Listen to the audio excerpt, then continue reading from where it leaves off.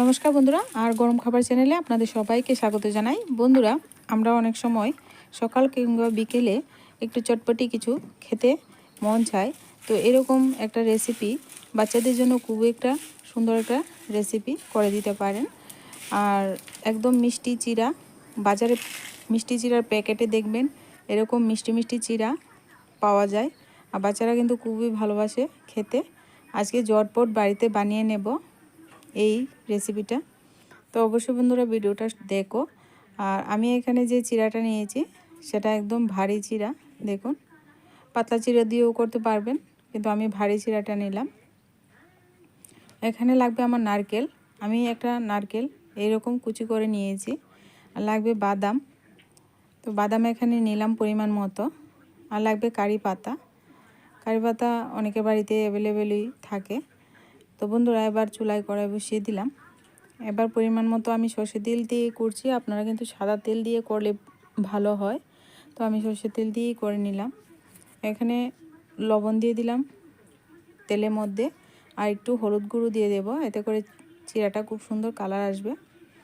আর দিয়ে দেব চিনি, যেহেতু আমি মিষ্টি চিড়া ভাজবো তার জন্য চিনিটা দিলাম।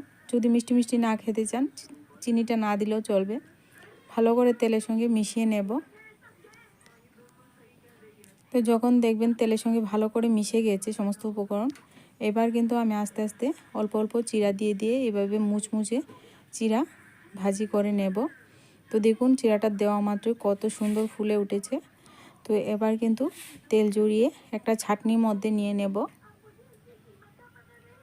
এতে করে চিড়াটার মধ্যে যে তেলটা রয়েছে, এক্সট্রা তেলটা একদম ঝরে পড়ে যাবে। এবার আরও চিড়ে আমি ভেজে নিচ্ছি।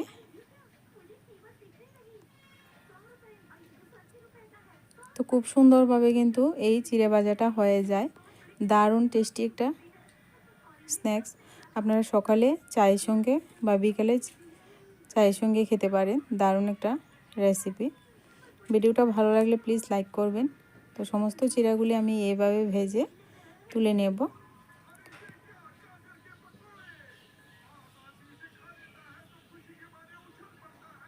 আর ওই একই কড়াইতে আরও একটু তেল দিয়ে দিলাম, নারকেলটা ভেজে নিচ্ছি। তো অনেক সময় দেখবেন মিষ্টি চিড়া প্যাকেটের মধ্যে অনেক সময় এরকম ছোটো ছোটো নারকেলের টুকরো ভাজা থাকে। তো এবার নারকেলটা ভালো করে একদম লালচে কালার করে ভেজে নেব, এতে করে খুব সুন্দর একটা সেন্ট আসবে।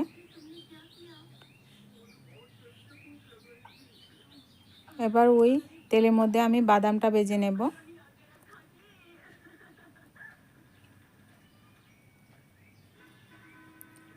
চিনে বাদাম আমি দিলাম পরিমাণ মতো, আপনারা পরিমাণ মতো ভেজে নিতে পারেন। যদি পরিমাণে চিড়ে বেশি হয় তাহলে আর একটু বেশি বেশি দিতে পারেন। তো মুখরোচক একটা রেসিপি। এবার কারি পাতা দিয়ে দিচ্ছি। তো অল্প তেলের মধ্যেই আমি ভেজে নিচ্ছি সমস্ত উপকরণ। এবার কারি পাতাটা মুচমুচে করে ভেজে নিলাম। সাথে আমি দুটো শুকনো লঙ্কাও ভেজে নেব। যদি ঝাল ঝাল খেতে চান তাহলে শুকনো লঙ্কাটা ভেজে মিশিয়ে নেবেন। আর যদি মিষ্টি মিষ্টি খেতে চান তাহলে শুকনো লঙ্কা না দিলেও চলবে। আমি দুটো শুকনো লঙ্কা ভেজে নিচ্ছি। এবার নাড়াচাড়া করতে করতে শুকনো লঙ্কাটা ভাজা হয়ে গেল। এবার নামিয়ে নিলাম।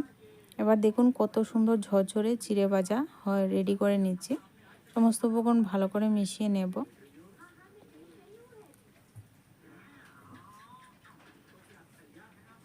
আর দেখুন কত সুন্দর হয়েছে।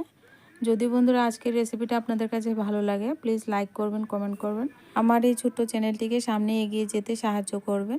দারুণ একটা রেসিপি বন্ধুরা, আপনারা সবাই বিকেলে স্ন্যাক্সে অবশ্যই করে দিতে পারেন বাচ্চাদেরকে। আর দেখুন কতটা মুচমুচে হয়েছে চিড়েটা। আজকে ভিডিওটা এই পর্যন্তই। দেখা হচ্ছে পরবর্তী কোনো নতুন ভিডিওর সঙ্গে। ততক্ষণে আপনারা সবাই ভালো থাকবেন, সুস্থ থাকবেন।